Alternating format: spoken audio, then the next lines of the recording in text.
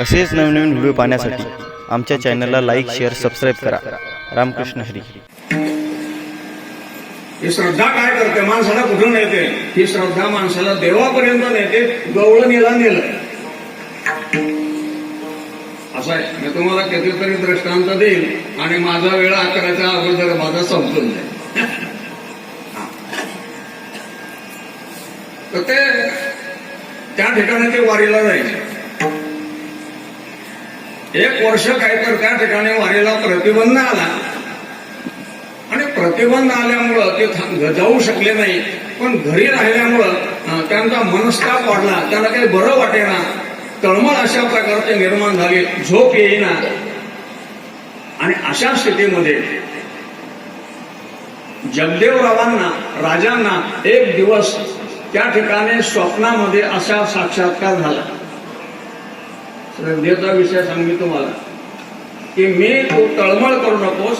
मी देऊळगाव राजाची जो नदी आहे त्या नदीमध्ये मी त्या वाळूत मी त्या ठिकाणी आहे. त्या ठिकाणी मी तुला मिळेल. तू तिथे जा. 5-25 लोक घेऊन त्या देऊळगाव राजाला नदीमध्ये गेले आणि त्या नदीमध्ये देवीसह ती मूर्ती त्यांना आज जे आहे तिथे ते घडलेलं आहे त्या काळामध्ये. ती मूर्ती त्यांना त्या ठिकाणी अशा प्रकारची सापडली आणि सापडल्यानंतर त्या ठिकाणी ते राजे लोकांचा मान आहे.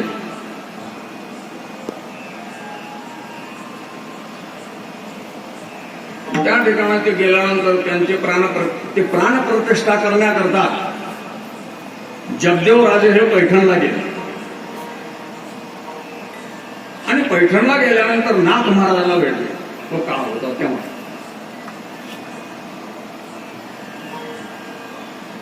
आणि त्या ठिकाणी म्हणाले प्राणप्रतिष्ठेला दक्षिण काशी म्हणून पैठण होतं. म्हणाले आम्हाला त्यांची प्राणप्रतिष्ठा करायची, तुम्ही चला. ते म्हणाले मी तर येऊ शकत नाही, पण हे शिवनाथ केसरी, शिवदीनाथ केसरी म्हणून इथे आहे, पण त्यांना मी पाठवतो. आणि त्यांना काय तर त्यांच्याकडे गेले. त्यांना बोलावलं नाथ महाराजांनी बरं का. आणि ही सगळी मंडळी इथे आली. नाथ महाराज सुद्धा आले होते.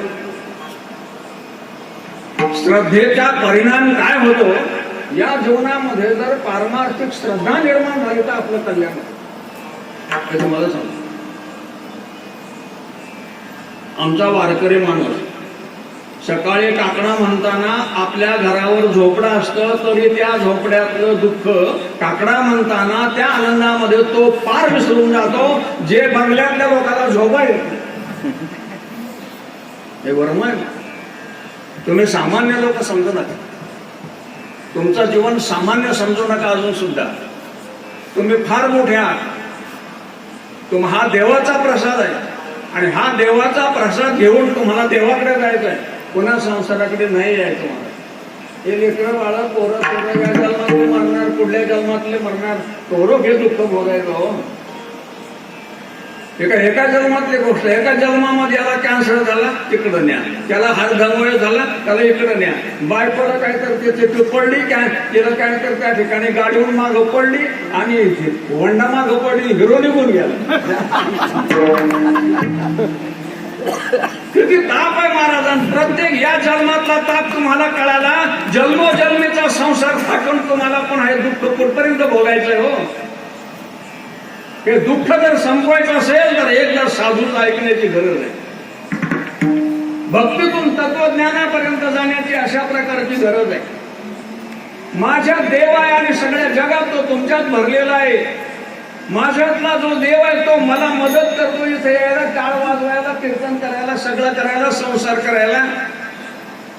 आणि तो निघून गेला त्या दिवशी माझी जाळायची व्यवस्था होत असते. त्या दिवशी निघून गेल्यानंतर जाळलं तर तो खून ठरत नाही आणि तो जाण्याच्या अगोदर मारलं तर खून ठरतो.